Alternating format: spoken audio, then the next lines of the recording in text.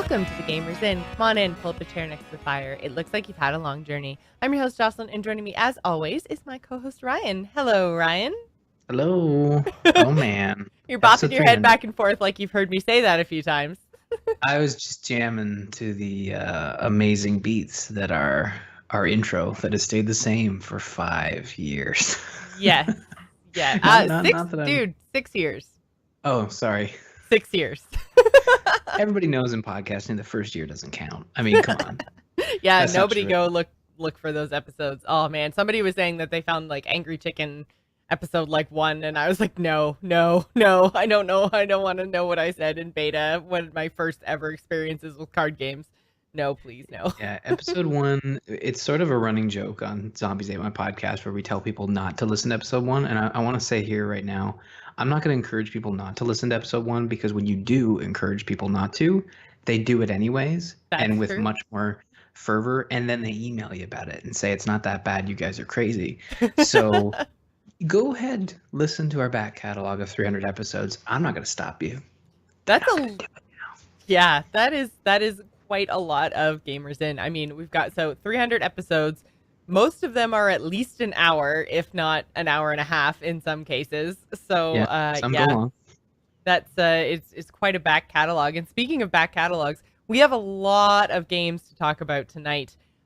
We decided to, instead of do a kind of more traditional game of the year, we did this last year as well, where we kind of take our top experiences of 2017 and chat about them, which I think is kind of better, because a lot of the times we found that it's very difficult to compare some things like indie titles or expansions to existing games like World of Warcraft to AAA titles, and even AAA title to AAA title. Most of the time you're looking at completely different experiences across many genres. So we decided to just kind of pull together our favorites from 2017, and we decided to share them with you. And you guys paid us the favor back by sharing with us in Discord. So we have all kinds of your comments that we've kind of curated from our Discord channel. Thank you guys so much for sending in your favorite experiences. Some of them were the same as ours. Some of them were different. So we're going to dive right in. Ryan, why don't you go ahead and start, actually, because you did a thing that I just want to be like, oh, Ryan, come on. That's not a game. I thought that was the whole point of calling them experiences. I guess.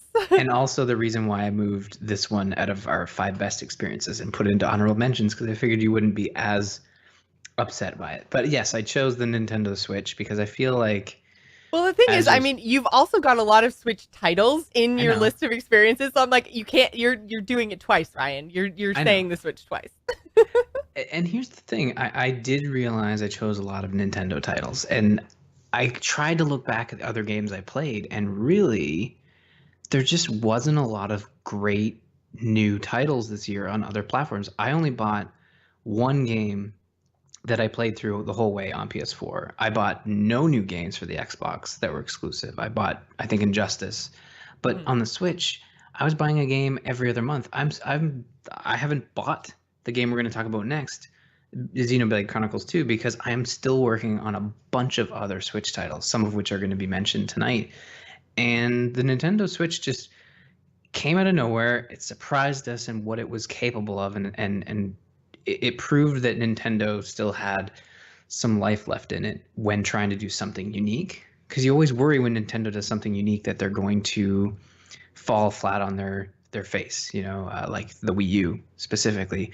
And with the Switch, I was worried, is this going to be 2 in a row where I have to rough it out for 5 years while they try to figure out their next step? And no, it has really proven this system is capable of on the TV, on the go, works very well. The games pretty much across the board have been phenomenal on both modes.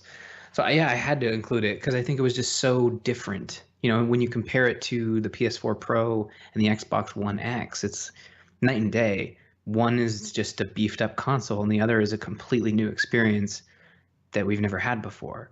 I guess very true. Yeah. And with the Nintendo Switch experience, I mean, for literally probably the past 5 years have been saying Nintendo needs to stop making hardware, and they need to make software, and they need to make like Mario and Zelda and everything else available on the people who are just better at making hardware. So on the Xbox, on the PlayStation.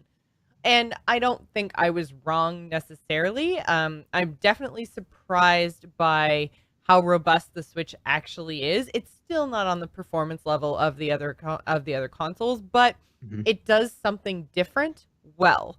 So I'm glad that it didn't just end up being a gimmick. Like I was expecting like Wii U 2.0 where, you know, you didn't do too much with the actual like handheld stuff. You didn't actually take it on the go. It was just, you know, an excuse to have a shittier console was, you know, oh, well, we have to, you know, pare down the specs a bit because it has to be portable and all this other stuff. And it didn't turn out to be that way. And I was still worried when we got Breath of the Wild because that one was meant for the previous generation, right? And then they kind of like up-resed it and tried to make it as good as, you know, Nintendo Switch titles should be, and I think they failed. So when Breath of the Wild was the launch title and I'm playing through it and I'm like, this really isn't all that great. Like if this is what they're showing off their system, like I don't think that the Switch is capable of, you know, giving me the experiences that I'm looking for in current generation games. I was really worried. But then, you know, with some of the other titles, so we might as well just get all of the Nintendo talk out of the way, all of our honorable mentions anyways, out of the way right now.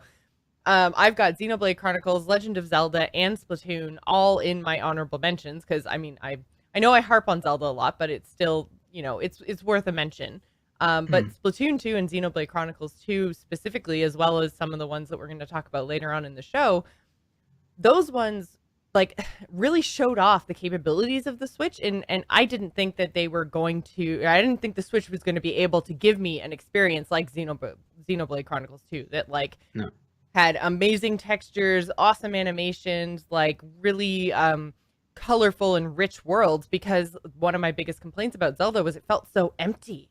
Like there was nothing to it. And I'm like, if the Switch can't render grass, like this is a problem. Yeah, and so I was proven wrong, and I was very happy about that. So I do agree with putting the Nintendo Switch console itself, I guess. You guess. I think you're right. You mentioned the titles that came out after Breath of the Wild, because honestly, as someone who enjoyed Breath of the Wild, I was like it still felt like a Wii U game ported or just, you know, added to the Switch library. You never felt like you were getting a unique experience besides the fact that you could play this large open world Zelda game on the go. Now I haven't played Xenoblade Chronicles 2, but with Mario and Rabbids and Splatoon 2 on the go, something that you didn't really fathom. Like having played Splatoon on the Wii U on the go, I wasn't going to play on that little Wii U tablet. It just it wasn't going to happen. And with Mario plus Rabbids, this tactical game that you would think having a large screen would make it better, no, it works perfectly fine on this small screen when you need to go out of the house. So yeah, the games that they've put out this year for the Switch have been really good at taking advantage of not just, you know, the hardware, but just the concept of being on the go or on the television. And I just haven't come across a game that I've played that really flies in the face of that concept. It seems to be Nintendo has, whether they've just done a good job at kind of educating the benefits of doing that, or it's just that simple that every game that comes out has just worked on both. I don't know, but so far it's been really positive across both modes. Well, you talked about playing Splatoon 2 on the go, and I think that that's a great title for us to kind of jump off to now, because we actually got comments from Void Chronos in Discord saying, on the topic of Game of the Year, I'd say this year was so full of great games, I wasn't overly blown away by one to make it definite. In the end, I'd say I was most impressed by Splatoon 2. Never had a chance to try the original, so it was super fresh and exciting for me. The music is super fitting, gameplay is awesome, and overall package is super close to perfect, which is very, very close to the experience that I had in Splatoon 2. I didn't play the original, so this was my first kind of foray into the world of Splatoon. And I didn't like the single player part of it, which is why I put it in the honorable mention section instead of the kind of top 5 we'll talk about later. But I loved the multiplayer to the point that like I was playing so much and so late at night that like my queues were like 15 minutes long because it was 4 a.m. and no one else was playing. So like I did get really, really into Splatoon 2, and the multiplayer was super, super fun. It's got some other issues when you try to play with a party that Ryan, you and I kind of ran into when we were doing Extra Life, where, you know, we would want to play with each other, like on the same team, but then we would basically just be put into a lobby together, and then sometimes we'd be on the same team and sometimes we wouldn't be, to the point that we didn't even realize whether we were on the same team or not. And then we'd be like, oh yeah, like my team's totally winning, and then it'd be like, oh, what? Really? It looks like we're losing. It's like, yeah, well, that's because we're on opposite teams. Whoops. I feel like part of the reason why that didn't work for us is it was fun though. Like the modes we were playing, I could see in ranked mode where it'd be a little more frustrating, and maybe in ranked mode they wouldn't split us up because it's a little more of a professional mode. But I think when we were playing free play, the fact that we were on different teams playing the turf war mode, it felt fun whether we realized we were on the same team or not. And right, I think that was the beauty. Still fun, yeah. Yeah, and that's the beauty of Splatoon 2, is that their multiplayer is just so damn fun, and the fact that Nintendo is supporting it with free content again, similar to what they did with Splatoon. And, you know, talking about on the go, like I remember my Switch, I brought it so when Abigail was born, I brought it into the living room. I don't know if I told this story. I don't think you did. Okay, so everybody's doing it's the waiting mode where Ashley's on our antibiotics, and we have to wait 3 hours before we hit the go button, because that's how pregnancies work. And this one specifically. So she's doing her crosswords and everyone's doing their own thing. So I like pull out the Switch and playing Splatoon 2. I've hooked it up to my phone and I'm playing multiplayer in a hospital, Splatoon 2, over my cell phone, and I'm like, this is crazy that this is working, and I'm actually being competitive and having a lot of fun. And then, you know, it's go time. You just hit the power button, you put it back in the case, and, you know, next thing you know, you're welcoming your daughter into the world. But it's just it's so refreshing that game it's just so much fun. And I agree with you. The reason it ended up in my honorable mentions is because I defended the single player, but I have yet to beat it. So I think that's more of an admission than not that if I haven't finished it, it probably just didn't hold my interest. And I agree with you. The single player was one giant tutorial, and the story wasn't really captivating at all. Maybe the first one was just so fresh because it was brand new, and the sequel here feels sort of like a retread in terms of the campaign they're offering up. Yeah, I mean, to be completely honest, I can't even remember what the actual plot of the single player was. I think there was something about like some chick was missing or something, and then like you go and find her and she like needs your help to, I don't know, someone's taken over the world or something. I don't really know.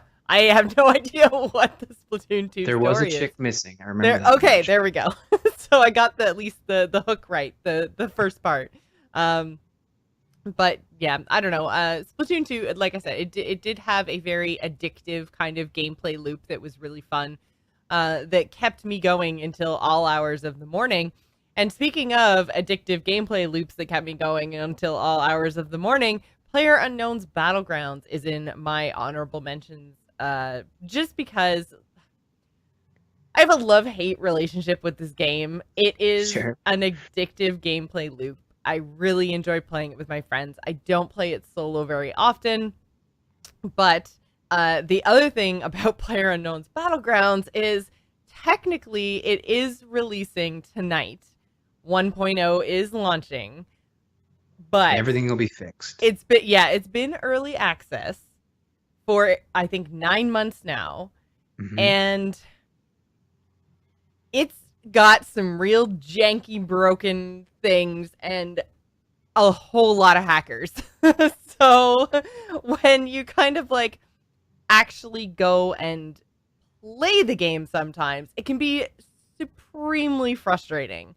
And I don't think that you can have a game of the year that is that janky and broken, but it does have an addictive gameplay loop, and I have put like more hours into PUBG than I've put into anything else this year, possibly barring Hearthstone and World of Warcraft, which are really saying something because, I'm competitive in Hearthstone. I get at least rank 5 every month. And then in World of Warcraft, I raid twice a week. Like, my hours in those games are not small. So, like I say, PlayerUnknown's Battlegrounds is definitely an addictive gameplay loop that I have enjoyed. Yeah. And here's the thing.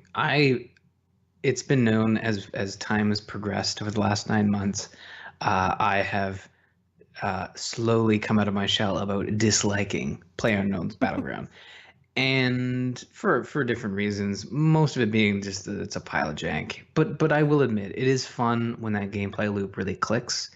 It's been hard, right? Because you've got what, 8 gigs of RAM, not 16, and I upgraded my RAM so I could play PUBG better, and on 8 it was chuggy and it was not great. Yeah. I need more RAM. That has been established, but my problem is if I can play Destiny, no problem, on 8 gigs of RAM.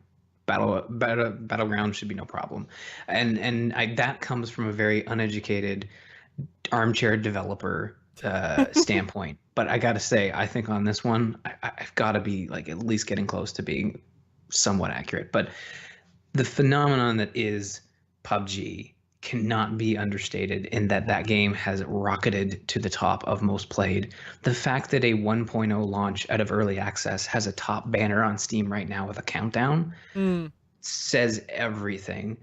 But the thing is, early access isn't new.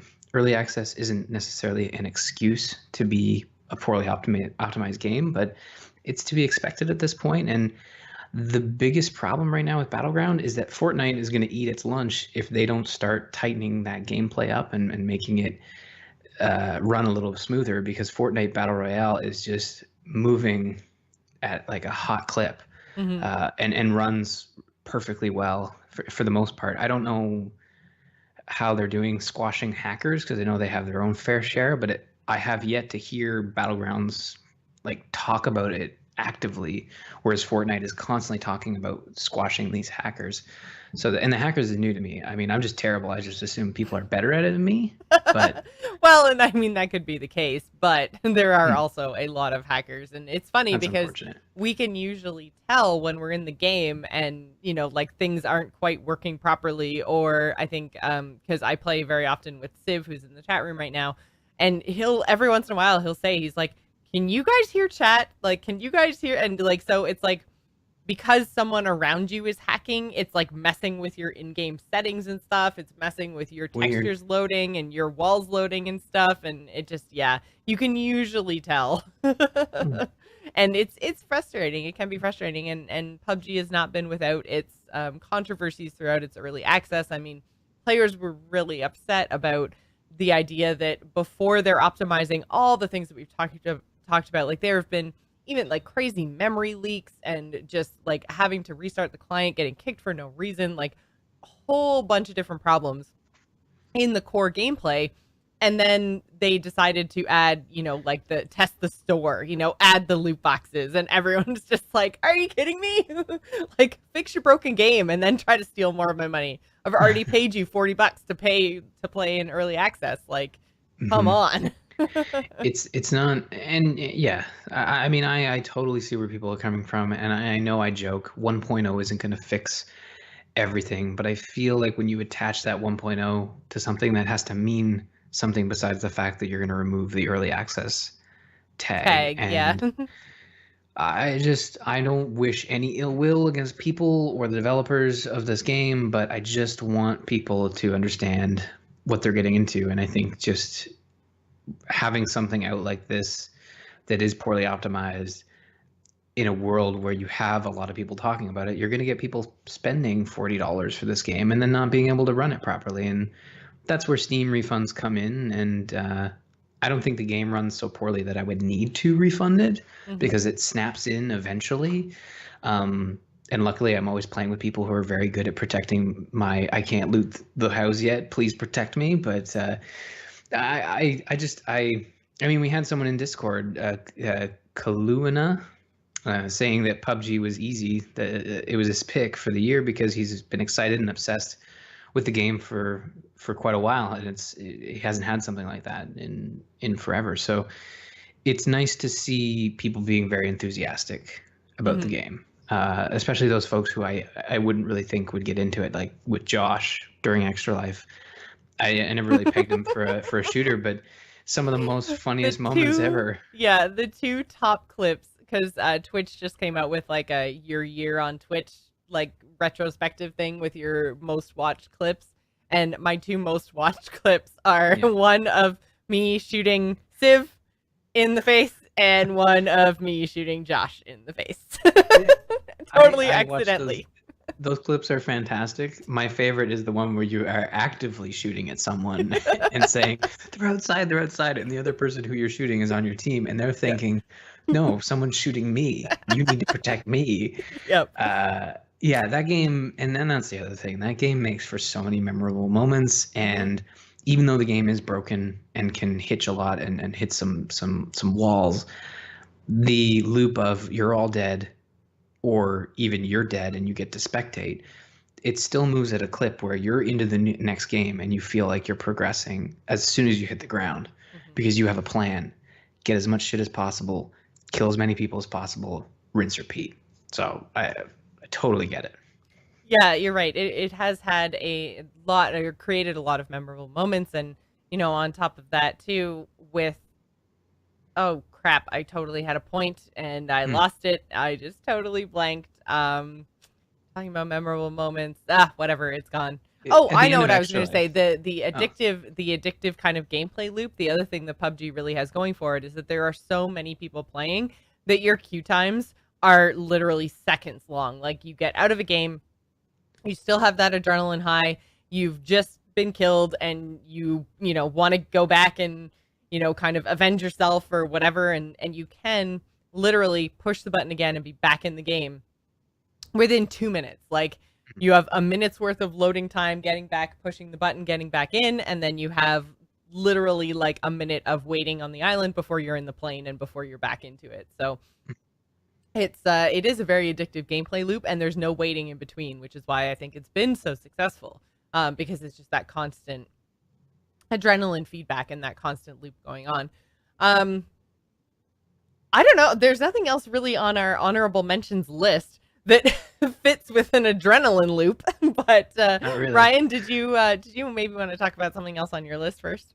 Sure. So we another game that kind of popped up that has been slowly chipping away at my free time for the last, I guess 9 months. Everything works in 9 month cycles now, but Fire Emblem Heroes, surprisingly, is a game that came out in February, and I still play daily to this day, to the point where we have a very active, and by very active, I mean now it consists of Drelfir and I and a couple others talking about the newest updates, and now Drelfir saying hi to Jocelyn every once in a while, because as she comes in to clear her notifications, we want her to feel welcome in our really weird discussions about Fire Emblem Heroes, which is a free-to-play, in case I haven't talked about it a while, for everybody listening, a free-to-play Nintendo game on your smartphone where it's Fire Emblem and it's gacha.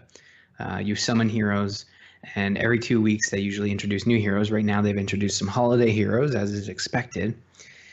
And yeah, just they constantly add content to it, and I'm grinding out to get more orbs and use those orbs to summon heroes, and get disappointed when I summon the same stupid axe guy over and over again. But yeah, it gets an honorable mention because I really didn't think that Nintendo's smartphone apps would have this type of longevity. I'm already falling out of Animal Crossing Pocket Camp. I haven't touched Mario Run since they updated it, and before that it was since launch. So the fact that Fire Emblem Heroes consistently has me logging in daily and consistently paying attention to what they're adding to it, it's just really it's exciting to have that game. I don't think it's the point where I'm going to be super obsessed with it, but I think that I'll keep playing until Nintendo decides that they don't want to support it anymore, because I think I like the characters, I like the gameplay, and I like what they're adding every once in a while. Every additional layer they add on top of it just makes the game that much more engaging. It's not exciting, but it's engaging. It's the one game I play when I got 5 minutes. I'm waiting for something to cook, print, I don't know, wash, just jump in and go.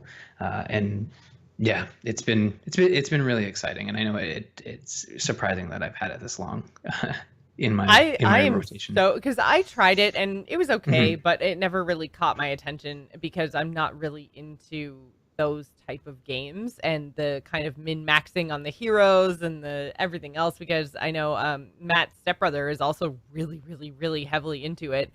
And like just hearing him talk about it, I'm like, how do you even keep all that straight in your head? Like which heroes you should be like merging into other heroes to upgrade things or stealing power. Like, I don't know. He has it all in his head and he just knows everything about min-maxing all of his heroes in that game. And I'm just like, dude, that's a whole other level. Like, I am so not into that at all.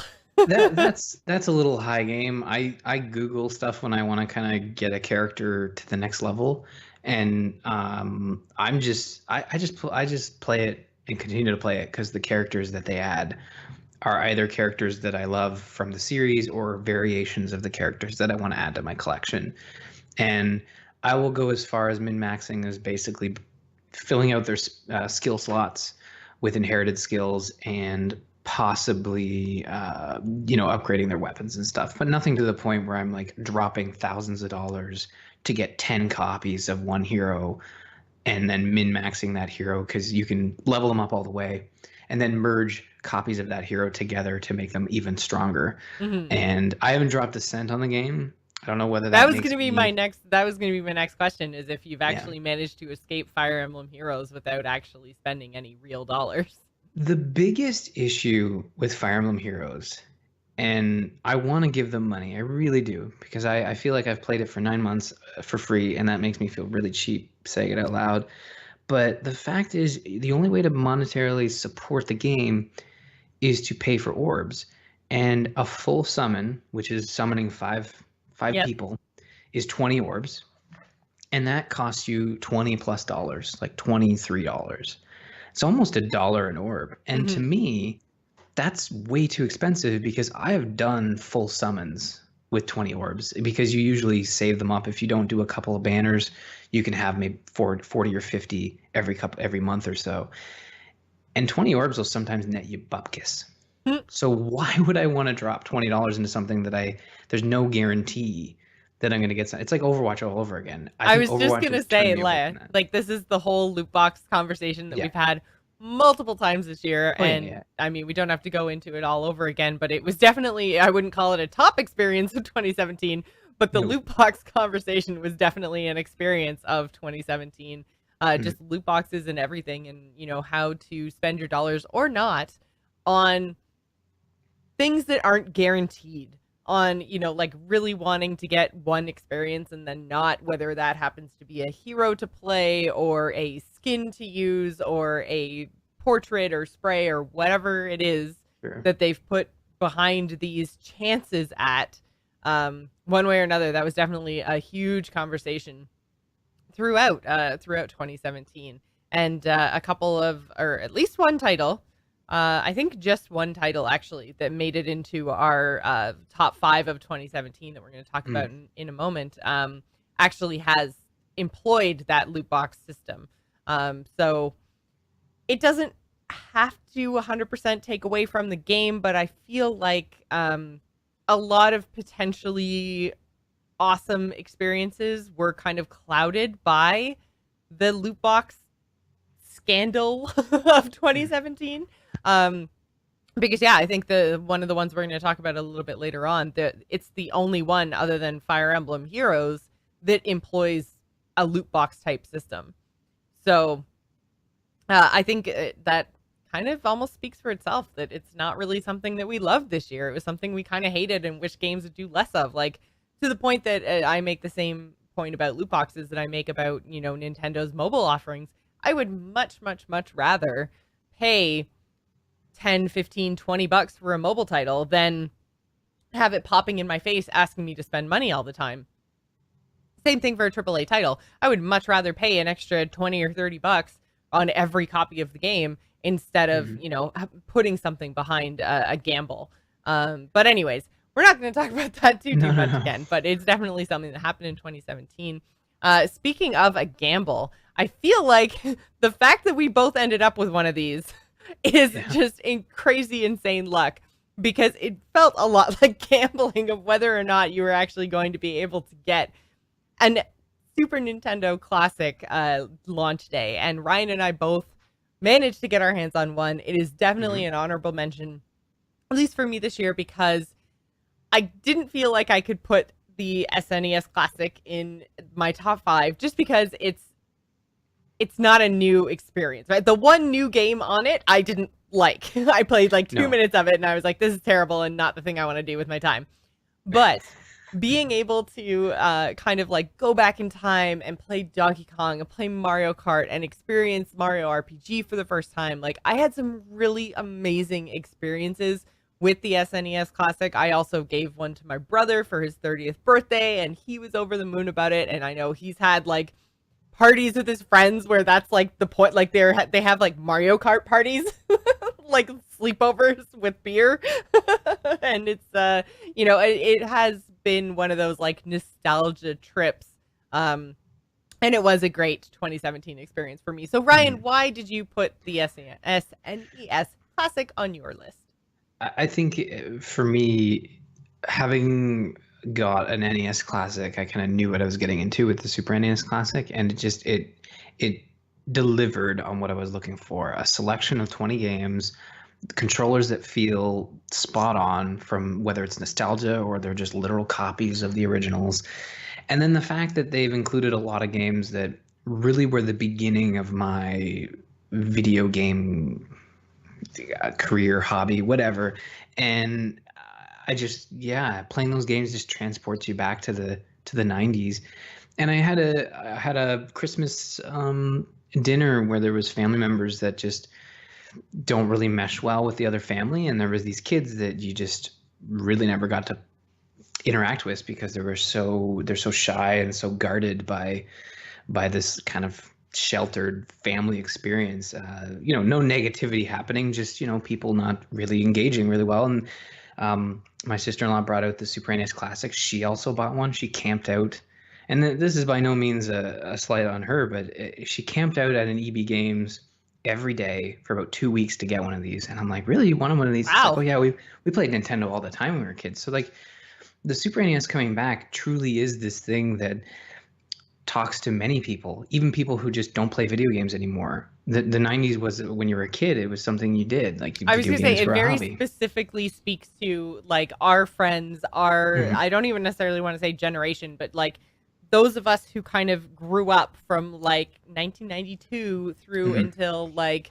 1999. Those of us who were in our like, I don't know, 7 to 15 age range at that time were just really, really into all of the Nintendo offerings at that time. So now that we're, grown and have kids of our own, we want to share that with the next generation of people. And, a lot of those experiences were really, really fun and addictive gameplay loops. Like, we talked about that a lot tonight. But a lot of the Nintendo, like just some of my fondest memories were, playing Donkey Kong. And still, even when I was playing on the Classic, I was dying in all the same places that I remember dying when I was like 10. And I'm just like, what the hell, Donkey Kong? Like, that muscle memory is still there, unfortunately. Like, I promise I've gotten better at games, but for some reason, it's like hard coded into my brain of when to jump, and it's the wrong time. It just felt, it was, when you play it, you feel transported. And then when, they brought it out at this Christmas dinner, and it's like, oh, these kids, they'll love to play it. Like, you love Nintendo, let's play it. So these two kids sit, and I have pictures of this. The two kids sit down and they start playing. And I say to Caden, oh, come on over, sit down here and watch them play video games. And he would pick up a controller and he'd start tapping buttons, which of course would screw things up. So I unplug his controller like you do. And he's playing along, and I'm like conversing with these kids who are usually very shy, and you're just having a back and forth, like, oh, here's how you control Donkey Kong, here's how you jump, here's how you roll. Oh, let me get you past this moment. Let's play Yoshi, here's how you throw an egg. And then later on in the evening, the grandmother comes over to me and says, like, I'm surprised that, and I'm not going to do the old woman voice because that would be probably disrespectful wise. at this time. Yeah. And she said to me, it's like, I can't believe that he was talking to you. It's like, who was talking to me? Oh, little kid number one. And I said, like, well, yeah, I mean, because I was talking to him. We were playing video games. We were engaging and having a conversation about what was happening on screen. And it's at that moment when people kind of, it depends on who they are. Sometimes they'll just be like, oh, okay, well, whatever. Or other times they'll be like, yes, the power of video games, people, come on, bringing people together. Exactly. And it was one of those moments where it's like, oh, okay, there's more to video games than just killing time or shooting people in the head. There's just fun to be had with other people. And the Super NES Classic shipping with 2 controllers, it screams this, sit down, have fun, don't worry about internet, don't worry about loot boxes, just have a good time. So yeah, very true. And I literally just realized, looking at all of your honorable mentions, that every single title is a Nintendo title. Dude, big year for Nintendo. You need to branch out a little bit. But before I did play other games, but no, I went through the list, like Injustice, like they don't live up to. And if you look at yours, you've got 2 games on there that are Nintendo. So like, I don't think we should be pointing the blame at me. Well, why don't you tell us about your last honorable mention before we move into our topic? Very, very quickly. Metroid, Samus Returns. Literally, she has come back from the Nintendo grave. Like, Nintendo hasn't made a Metroid game in very long, one that can be sort of wrote home about.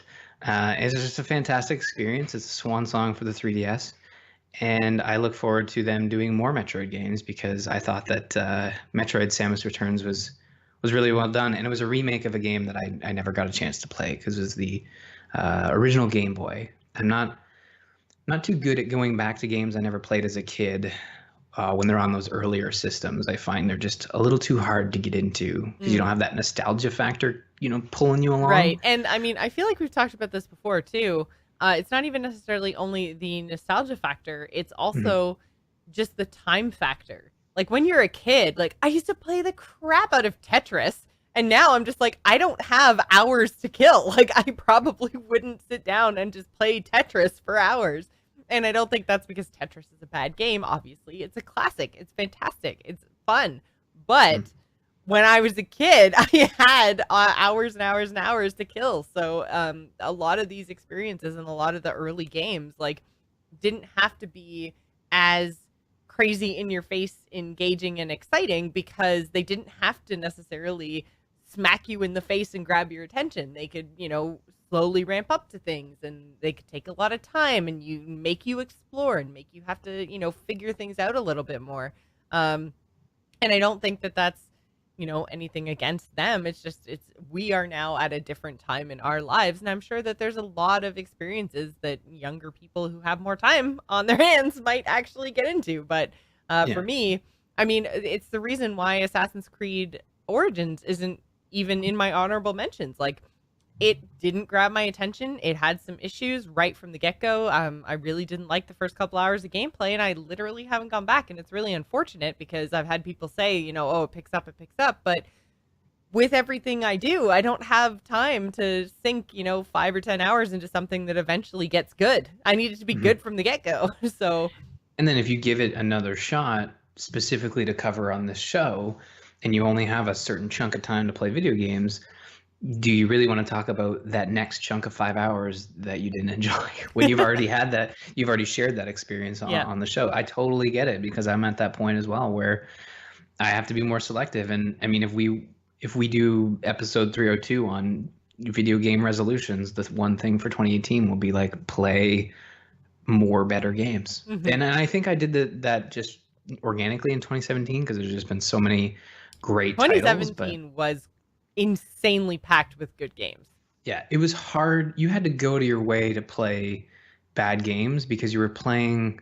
We were playing so many of the good ones. The way I prep for the show is I just sort of like click through every episode show notes and kind of get a bird's eye view of all the games we played. And really, the list that we're going to go through, that we will have gone through this episode, are, I would say, 50 to 60% of the games we played this year. So we've really narrowed in on what was just really, really great this year. And obviously there are others that we aren't going to be able to touch on because we can't play everything.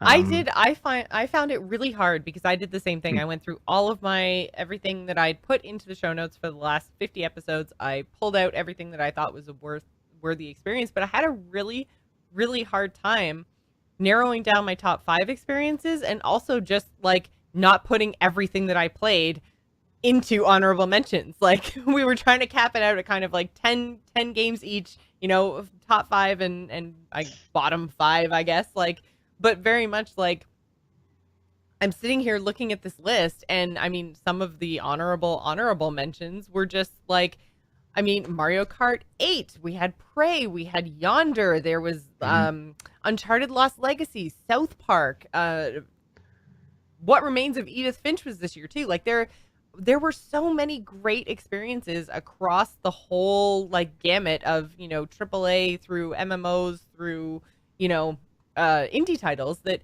it was really hard to narrow down in 2017. I'm a little bit afraid to like go through and do my taxes and see how much money I actually spent on video games this year.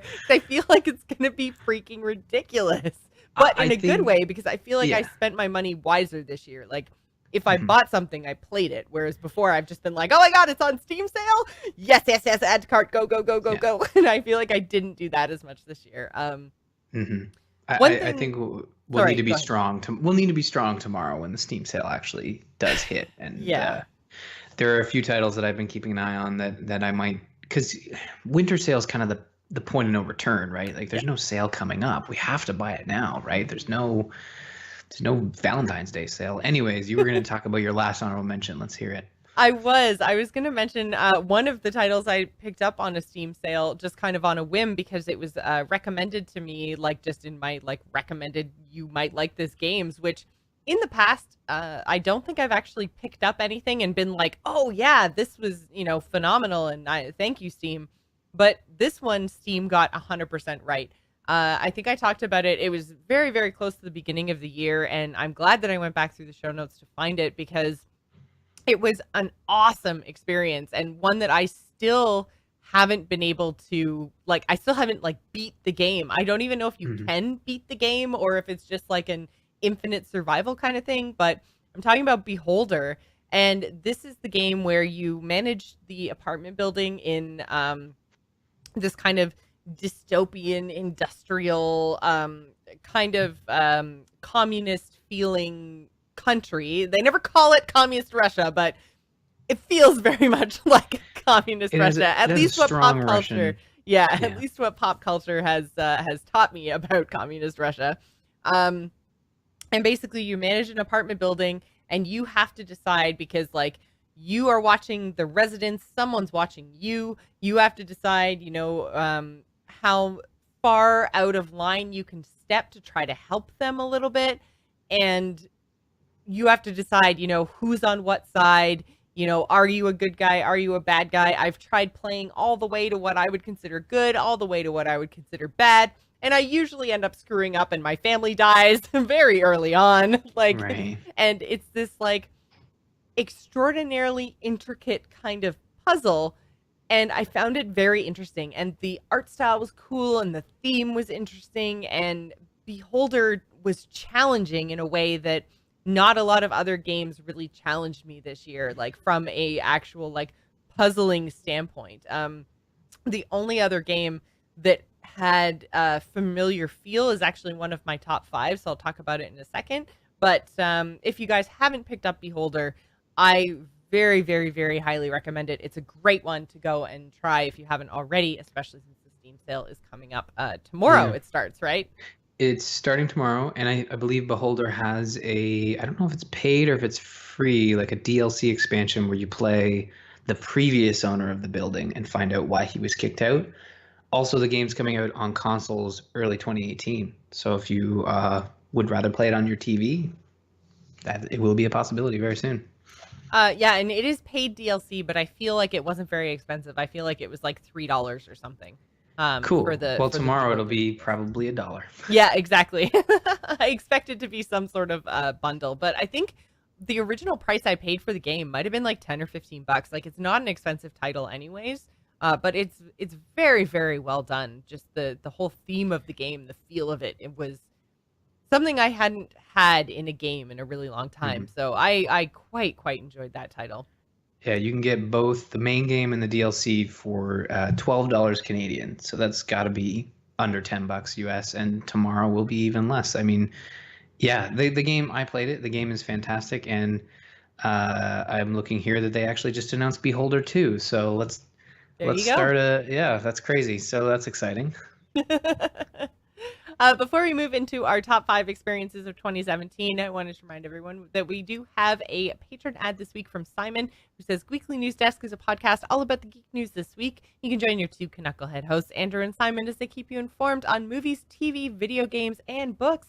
You can find them on iTunes or at weeklynews.com. We also have a Discord. You can check us out over on bit.ly/TGI Discord. We highly recommend that you do, especially if you are a patron of The Gamers Inn, which is patreon.com/thegamersin, because tomorrow night on December 21st, we are going to be doing a game night. I was going to call it honorary game night, but that's wrong.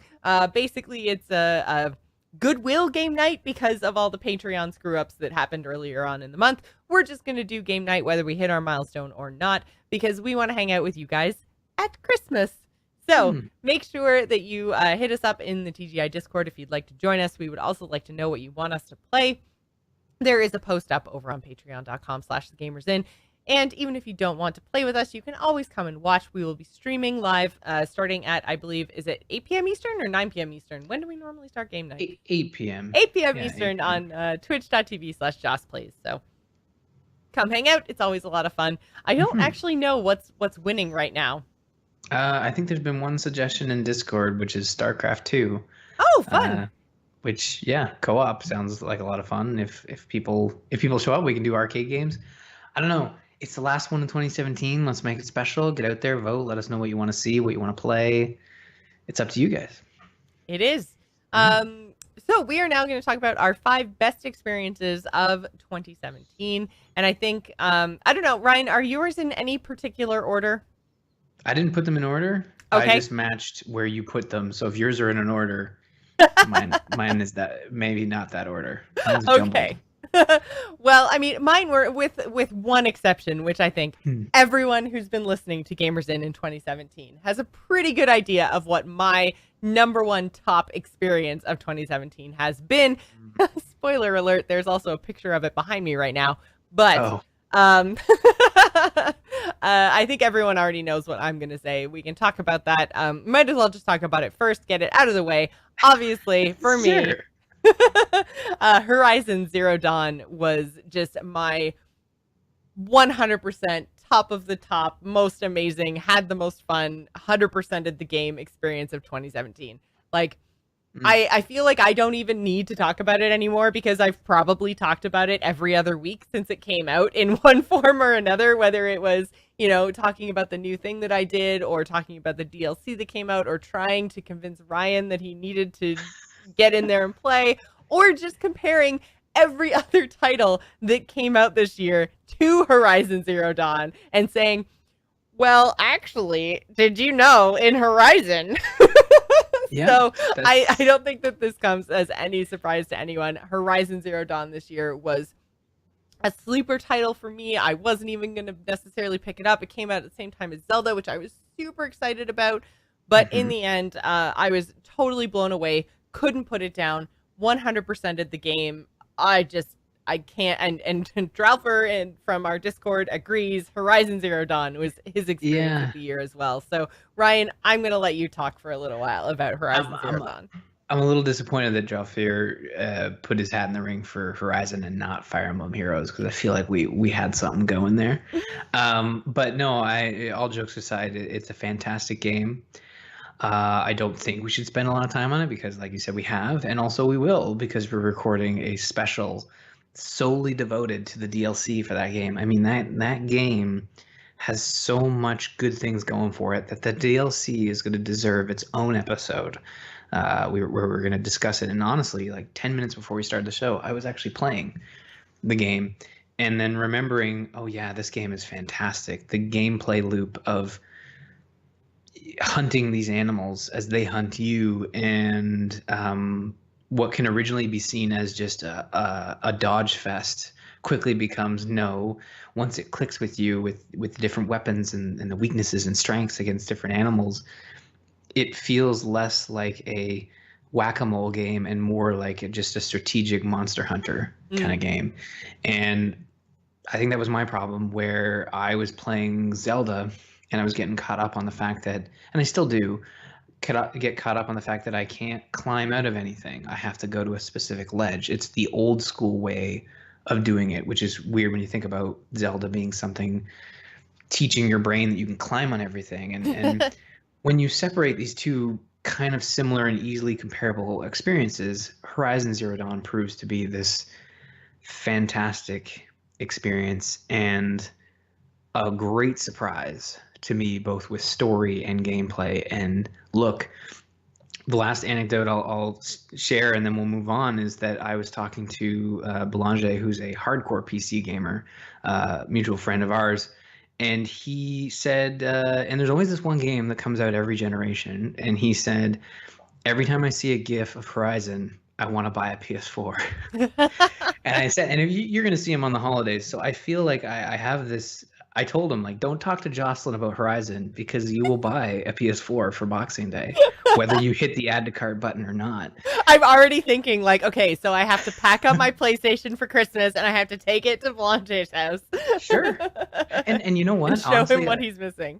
I said to him, like, just borrow a PS4 and play it just to get it out of you, because honestly, that game is right up his alley. Just not just in terms of graphics. Like, the game is beautiful, and we're not even playing on a PS4 Pro. Right. It's story, it's the gameplay, it's the characters, it's the mythology that they put in place here, and the world building. Yeah, it was very, very well done, and so grounded in what I can see in like present events, and like the whole entire world basically goes kind of from 2000 to 2054 or 56, I can't remember. So there's kind of like the 50 years that we're kind of like right in the middle of now are the catalyst for the apocalypse. Yeah. And it's so interesting because it's so grounded, and I can see like one thing after another, and I can see the progression of the story in a way that made it super believable, even though I was this like primal looking girl fighting these giant robot animals. Like, it just, a story that sounds crazy is actually really grounded, and that was the big kind of shocker for me. Every time I thought I figured out the world, every time I thought that I knew what the main story was, they kind of like smacked me in the face and gave me something new and opened the world up even further. So yeah, again, we're gonna move on now because I don't want to spend the next half hour talking about Horizon, but that is definitely my top experience of 2017. What about you, Ryan? What would you say is like your top experience? I mean, we probably, or maybe we should save that. Maybe we should save that. I don't know. Do we want to? If we get it out of the way, I think we'll enjoy the other conversations a lot more. That's true. All right, let's get it out of the way then. Although I pretty much know what you're going to say. Yeah. And I'm going to roll my eyes. I'm already rolling my eyes. I can't see it, so it's fine. I'll roll the tape later. It's going to be Legend of Zelda Breath of the Wild, which was a tough call because I got to say everything else on this list, just kind of was on par with it for the most part. But I felt like Breath of the Wild was this something that clicked with me personally, and the fact that it was on a new console, and the fact that it was a different Zelda, which is something people have been asking for since probably Wind Waker, and they finally delivered with this thing that's different and has now seeped into everyone's brains some of the core concepts, like the climbing, and even the weather mechanics. I've been playing the DLC, and I'm noticing things that I hadn't noticed before, where I stand on the horizon, I look to to the east, and I see this storm brewing, and I'm like, oh my gosh, like there are live weather systems that I can see that I'm not going to be a part of because they're way over there.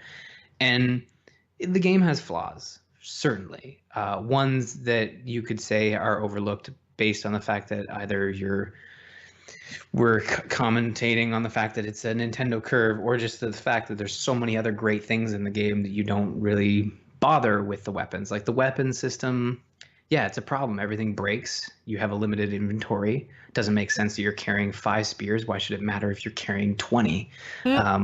But the fact that that system's in there kind of encourages you to try different weapons and switch things up. And yeah, it was this experience that I just kept wanting to go back to, and I found the world to be very beautiful and calming until it wasn't, which also presented a very awesome experience. And it's something that is also getting plenty of awards across the board, and I think it's just because it is this special experience that when it clicks, I think it just is really awesome. It's not like Horizon Zero Dawn where you can go in and you can list off these really identifiable things of why you really loved it, but I think that's because Horizon's more of a general game. Legend of Zelda Breath of the Wild was something new and different that I don't think we've seen elsewhere, even if some of the things they were doing alienated some people. Jocelyn. But I was like, bite tongue. This is not the Horizon versus Zelda argument again. We're not having that again. and I think that a lot of people, the one thing I'm really upset about is that the fact that Breath of the Wild is getting a lot of nods, I'm not seeing much across the board for Zero Dawn, which is unfortunate because Zero Dawn is, I would say, my second top experience of the year. And there was a brand new Mario game that came out this year. So Breath of the Wild, honestly, my top experience. It's something that I will remember and cherish until the next Zelda comes out. But the fact that I'm not thinking about the next Zelda, I'm still thinking about the current one, and it came out almost a year ago, I think speaks to just this special experience that Nintendo has crafted. And the fact that it is so different from other games should be something people are celebrating, because it's one of the top critiques that Nintendo gets is they make the same game over and over and over. Then they deliver something different, and it's just, yeah, it's crazy.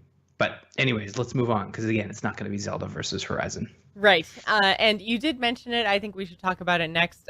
Both you and I put Super Mario Odyssey on our list of top experiences of 2017. It's definitely deserving. For me, the biggest surprise about Super Mario Odyssey was the amount of game after you'd finished the game, and how it felt like a continuation as opposed to just like things I didn't have time to do. You know what I mean? Like, I really felt like when I finished the core story, it was almost like that core story was the tutorial to all of these other really fun and interesting and challenging puzzles. And that world was taking place after the defeat of Bowser. It wasn't like even Horizon Zero Dawn, where, you beat the final boss and you can go back and you can do all the side quests and whatever, but that final boss quest is still sitting there in your main quest line. Like, it literally transports you back into the world before you defeat the final boss. And that's how you play all of the end game. Super Mario Odyssey isn't like that at all. It's very much like you go in, defeat the main story, and then the world opens up to you and you see Peach and she's traveling, and there are, areas that were previously closed off that are now opened up to you because, the inhabitants have solved their problem and they're no longer living in fear. And then you've got more areas to explore. And that experience in Super Mario Odyssey was, I feel like, probably, it was the only game I played like that this year that really felt like its end game was after the main game, and super, super interesting. Ryan?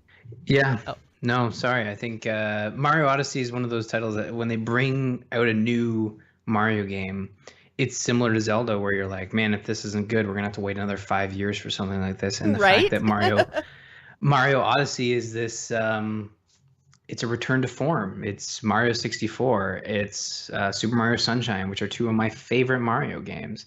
I loved Galaxy, but I craved that open world-esque presentation that we got in those original titles. So, and the fact that I haven't beaten it yet, like I beat the main game, but haven't even gotten to the end of collecting all the moons. Right. Yeah. No, me either.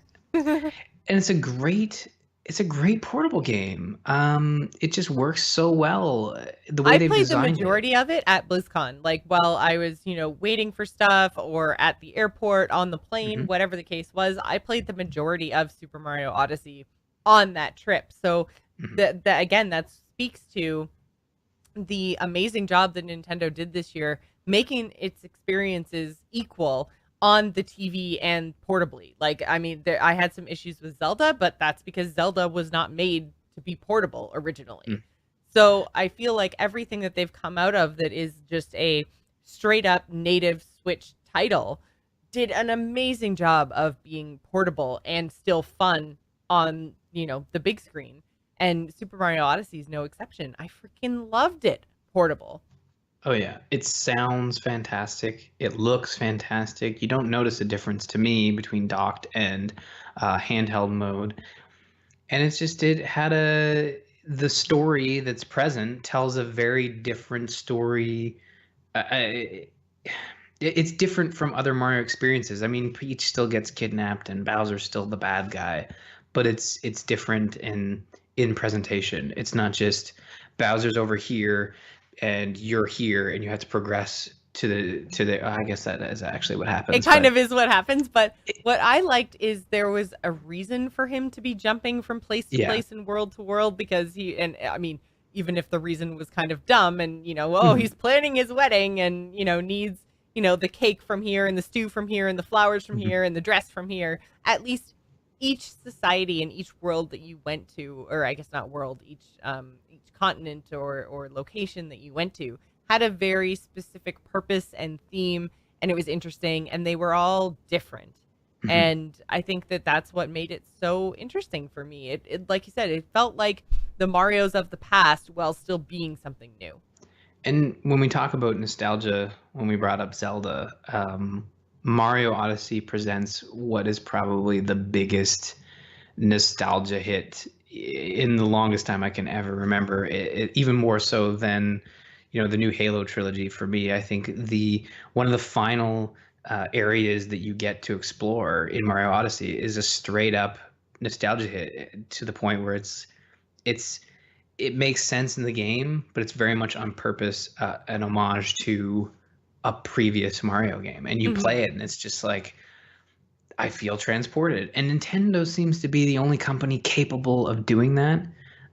Maybe outside of some of Blizzard's titles, but even then, like, I think Blizzard is still very much stuck in a certain decade of time, where they can only go back so far. And the fact that Nintendo can be like, remember 30 years ago, remember 25 years ago, remember 20 years ago, it's all going to come flooding back to you with this single moment that will present you. And Mario Odyssey is just so lovingly crafted that it's tough. It's also tough that Zelda is kind of like overshadowing that game, because if they had come out in different years, I feel like you would have Game of the Year one year being Zelda and Game of the Year being the next year Mario. But well, I mean, it's being overshadowed for you. I think Odyssey is the superior title, but sure, I'm just speaking currently that Zelda's getting a lot outside of us in the larger gaming world. You're right. Legend of Zelda is definitely getting the accolades, and again, I don't think it deserves it, but Odyssey is being shuffled aside in a place where it would potentially be eligible for Game of the Year type accolades had it come out in 2018. But would you really have wanted to wait an extra 4 months for I didn't even finish my sentence before you're like, no. I'm by no means suggesting, and here's the craziest part, is that a lot of the titles that we've talked about, Nintendo-wise, are on the Switch, a brand new piece of hardware from Nintendo. People were worried that the Switch was not going to have any titles for its first year, which is a common problem for Nintendo with new platform launches. What does 2018 bring? Like, is 2018 going to be a slower year and people will forgive Nintendo for that because there was such a killer 2017? Or do they keep the momentum going?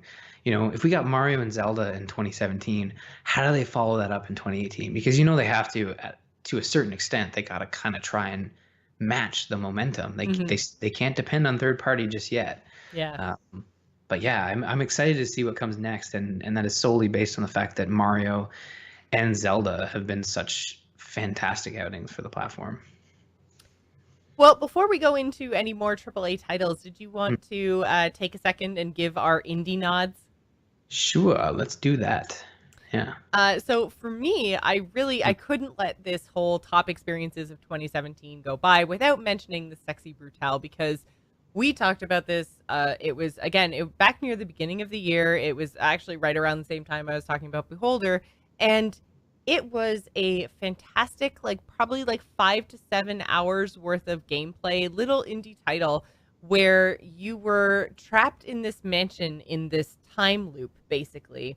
And you had to try to figure out how to prevent all of the murders of all of your fellow party guests. So it had this super cute, masquerade chibi kind of looking style. And it was so cute and so disturbing at the same time. And it was also challenging in terms of just figuring out all of the puzzles and getting to know all of your fellow party guests and trying to figure out what was going on behind the scenes, what was causing the time loop, what really happened. And it was an amazing title. It was definitely my favorite indie of the year, and very, very close in terms of again, it's a game I played start to finish. I really, really loved it. It's right up there in terms of experience, and this is why we don't necessarily do a full-on game of the year award, because I feel like it's very hard to kind of compare a 5 to 7 hour experience to something like a Horizon Zero Dawn, because they're different. But that being said, I freaking loved this game. It was so good and so fun. The music, the art, just everything was amazing.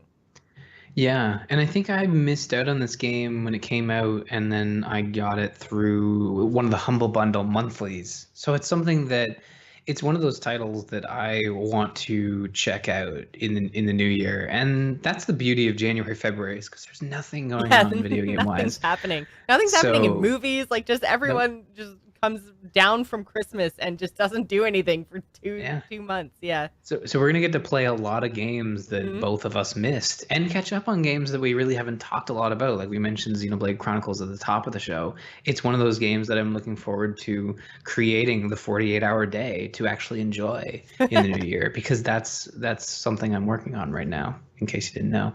But yeah, I'm looking forward to trying Sexy Brutale, or is it Brutale or is it Brutal? Wait, now you've messed it. I had it in my head and now you've messed it up. Brutale? Is it French? No, I think it's just Brutale. Okay, Brutale. Yeah. Brutale. Sure. Yeah. Yeah. Oh, cool. Man. This is the other thing that's always great about these episodes, when we look back on the year and it's oh, right. Do you remember these crazy conversations about how to freaking pronounce things? Looking back at all the jokes from the Gamers Inn for the past 50 episodes. There's a lot of jokes. You have an indie experience too that made your top 5. Yeah, so Steamworld Dig 2, a follow-up to one of my favorite games and most addicting games on PC when it first launched. Steamworld Dig 2 is this game, and I played it on Switch. So if you thought, oh, this is a PC game Ryan's talking about, no, I played it on Switch. So again, domination. Back to Nintendo again.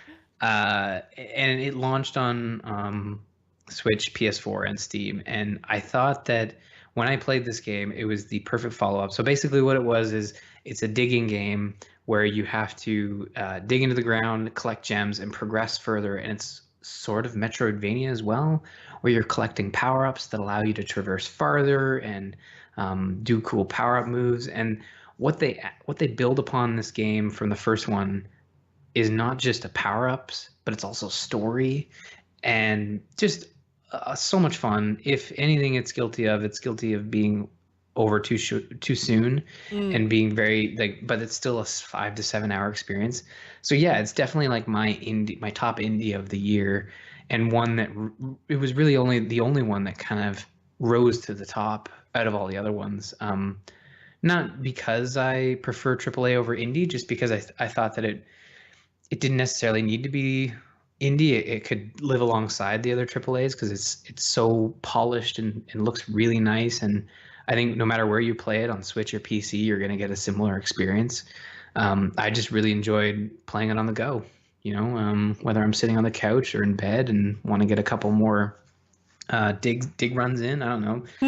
It was just a lot of fun and total relaxation, zone out type game where you can just traverse and experience the story and just have a great time. I can't recommend it enough. And again, both these titles, Steamworld Dig 2 and this XC Brutale, pick it up for on the inexpensively tomorrow once it goes on sale on the Steam sale. I'm sure it'll be 10 to 20% off and totally worth the price of admission, those two games.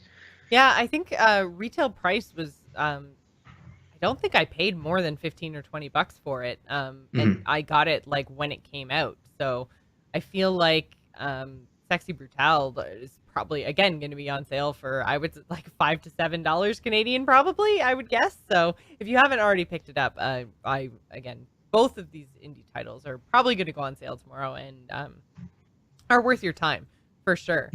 The other thing that I found that was worth my time this year was ESO Morrowind. And this is something that I jumped on the ESO train very, very early on. I was, a collector's edition buying, day one playing ESO person. But I fell off of the title fairly quickly. My Warcraft guild had a bit of a presence in ESO, but it just wasn't quite the same. And what I was really looking for was kind of like the next Skyrim, which is why I jumped into it so much. Because, I mean, both Ryan and I loved Skyrim. It's literally like the reason we started this show in the first place. So when they talked about how they weren't going to do another like single player standalone, they were doing ESO instead. I got on that train. I was like, all right, let's see how it goes. And it didn't grab me until I went back for Morrowind, which was the expansion that came out in 2017. And it was like almost an entirely different game. They fixed a lot of the things that weren't necessarily working for me in the first game. They had a lot of quality of life upgrades. It was almost like ESO 2.0, not to mention it took you back to kind of a place in time that was really kind of had the nostalgia factor, right? So Morrowind was the third Elder Scrolls game, and so you were already familiar with the area and the characters and all that kind of stuff. So it let you see a familiar part of the world without rehashing too much stuff because Elder Scrolls Online takes place at a totally different time than, Morrowind or Skyrim or anything else. So it was interesting to see that world without the kind of baggage that, the other Elder Scrolls games could have potentially brought to an online experience.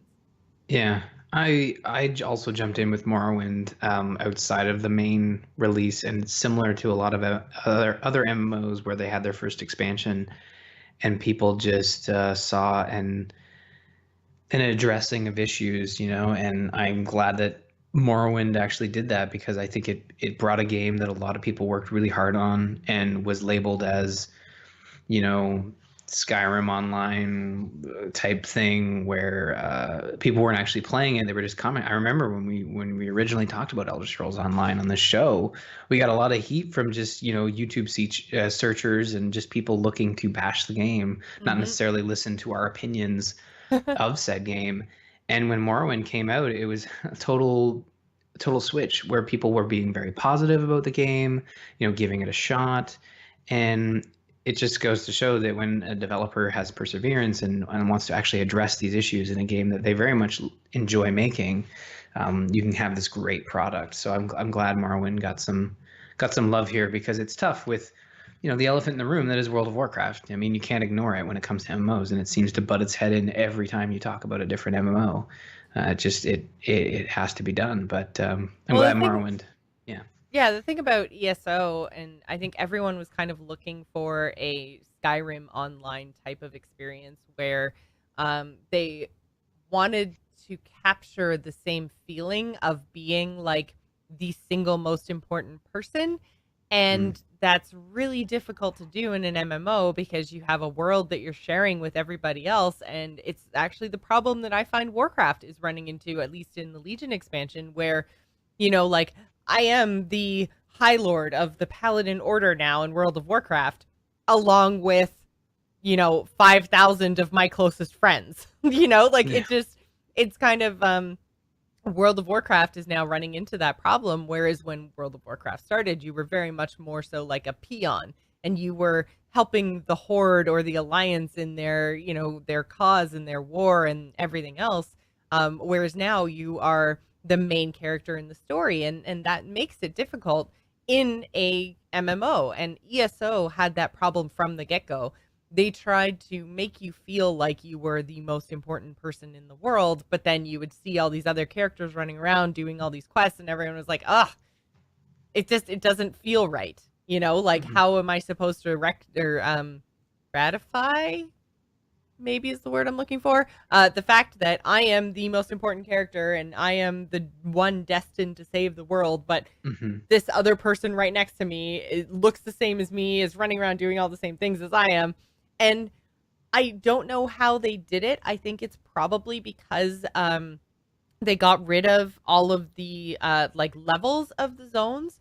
So you could literally write your own story in Morrowind. And I think that was kind of the key, is instead of everyone following the same pathways now to level up their character, they could literally go wherever they wanted to, whatever pulled them in whatever direction, and write their own story for their character. So there wasn't this kind of linear progression through zones with everyone doing all of the same things while being told they were the most important person. There were times I would run into, I'd be level 20 and I'd be running into someone who was level 5, and, because we just happened to pick the same zone to level through at that time. And I felt like stuff like that was enough to make it feel like we were different people having different experiences, and it kind of gave me that gap between our characters. So it was a totally different experience, very much ESO 2.0. And if you haven't ever tried Elder Scrolls, it is free to play now. I would highly recommend getting in there and giving it a shot, because the combat too is really, really fun. And yeah, I enjoy ESO quite a lot. I wish I had more time to play it, because to be honest, I haven't played it nearly as much as it deserves. There are a lot of end game things that I like. I mean, don't raid. I don't do end game PvP. None of that stuff in ESO. I basically played it through for the story, basically like a single player experience. And I haven't done any of the multiplayer stuff. So I wish I had more time for it. But at least with the Morrowind update, they succeeded in making it feel a little bit more true to the single player Skyrim experience, which I think is what a lot of people, including myself, were looking for. Yeah, for sure. Considering Bethesda's more interested in re-releasing Skyrim than they are making a proper sequel. So yeah, you can literally get Skyrim everywhere, even the Nintendo Switch. I was gonna do an experiment and see if they released a new Skyrim every year that we've been doing this show. And honestly, I feel like I don't even need to do the research, and we can probably just say there was a new Skyrim every year since we started. I feel like maybe possibly just year 2 of Gamers, maybe year 2, maybe year 3, but there was definitely expansions and stuff to the game in those years. So before they started doing remasters and re-releases and everything else. Yeah, well, yeah, I'm sure there'll be something next year too. I mean, they kind of bundled VR and Switch in one year. They should have probably delayed one of those just to kind of keep it going. To make sure they had something in 2018. Yeah. Yeah. Well, yeah, because I mean, it's been 6 years of Gamers In. It's been 6 years of Skyrim as well. So that's kind of crazy. It was a great experience, though. I still watch streamers play it. Hotform was playing it a few weeks ago, and it's entertaining. It's fun to watch, and it was a good game. Continues to be a good game. The final experience that we have for you guys, you can probably guess because we alluded to the whole loot box situation earlier on in the show, but Brian and I both put Middle-earth's Shadow of War on our list of our top 5 experiences in 2017. Loot boxes aside, the Nemesis system was enough, at least for me, for Middle Earth to earn a spot in my top 5. But Ryan, what was it for you that put it into your top 5 above all the other Nintendo titles? Right. And I think it really was just this title that it hooked into me, similar to Horizon Zero Dawn.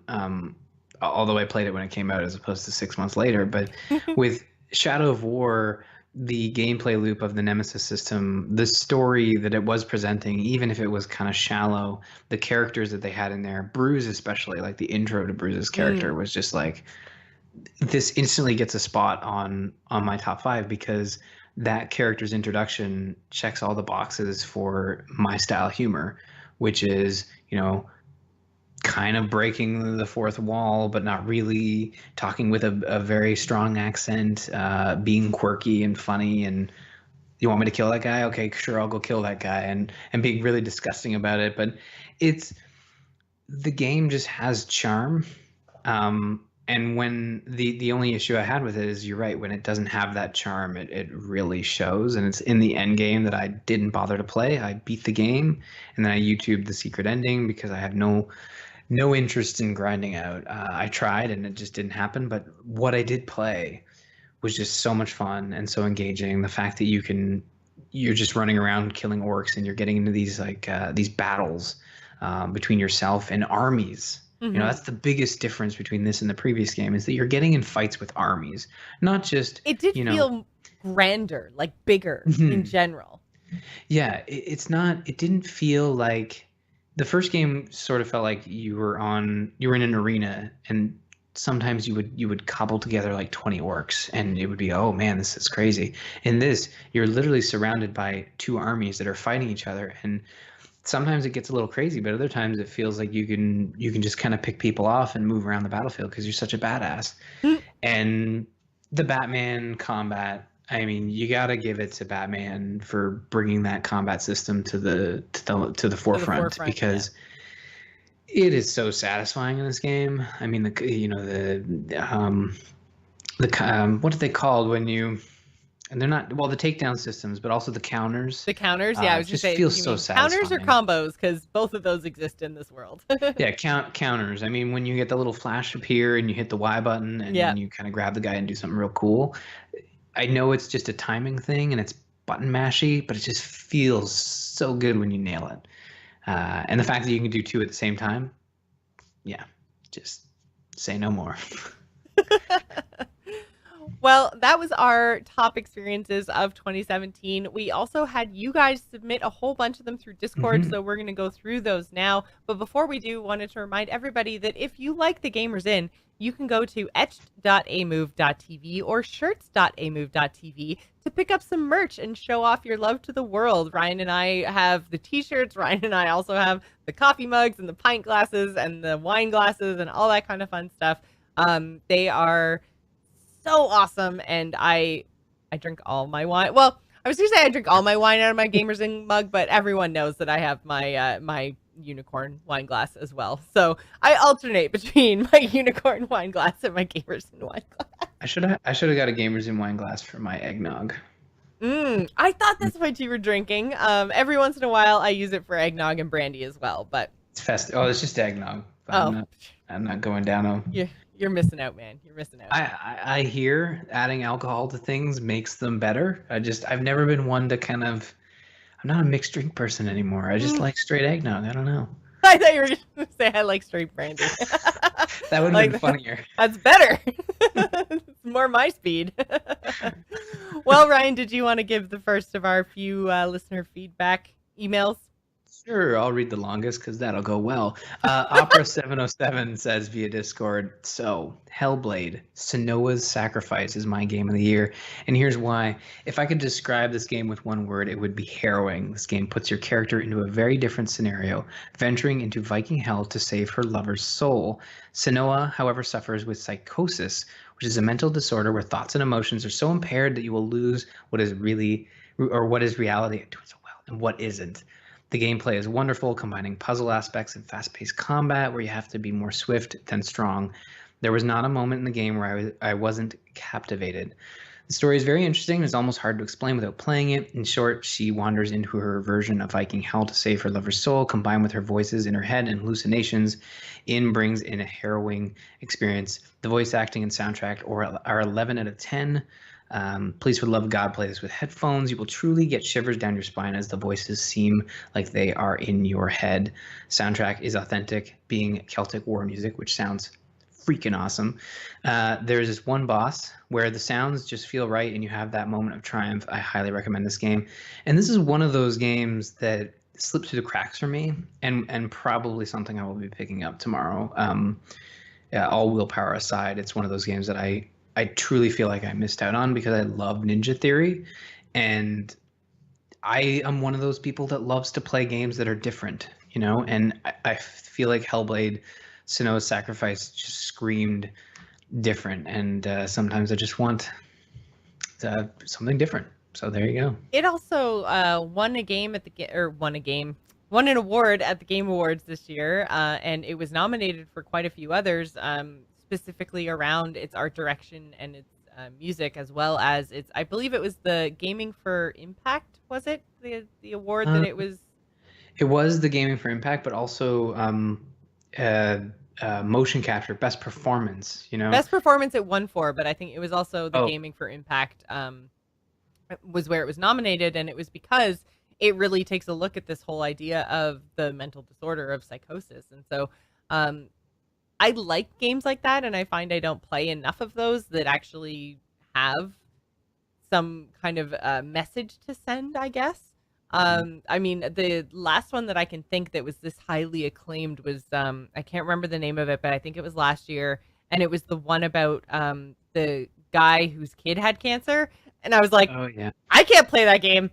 I don't care how good it is. I know I can't play it. I'll just be crying for 2 hours, and that's not fun for anybody. It was sad, and also felt very weird playing through that game. Like you were experiencing this very personal thing that normally isn't shared, and I think that's why that game was so special. But you're right, like Hellblade being a unique story that touches on awareness for these mental disorders is kind of unseen in video games because it can be tough to be profitable and share a message.